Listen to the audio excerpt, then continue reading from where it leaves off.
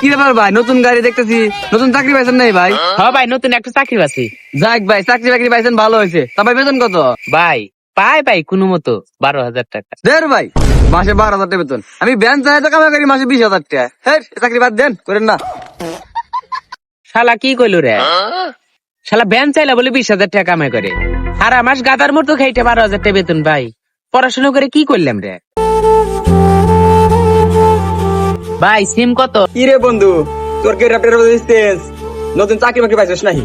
হ্যাঁ বন্ধু, নতুন চাকরি একটা পাইছি। চাকরি পাইছিস ভালো কথা, তোর বেতন কত?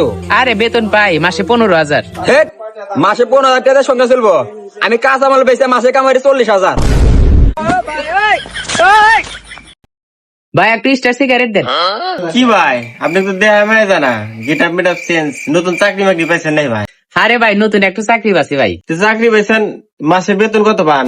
পাই ভাই মাসে 20,000। আরে ভাই মাসে 20,000 টাকা দেবো? এই যে মনে হয় দোকান দেখতেছেন না, মাসে 60,000 টাকা ইনকাম করে, তাই চলে না ভাই? আচ্ছা ভাই একটা সিগারেট দেন। অনেকদিন পর একটা চাকরি পেলাম, এখন যন্ত্রণা থাকা যাইতেছে না। বেনালা কইতেছে মাসে কামাই 20,000। বাজার করবে গেলাম, এখানে কইতেছে আর কামাই 40,000। মনোহারি দোকানে আসলাম, হেরা কামাই 60,000।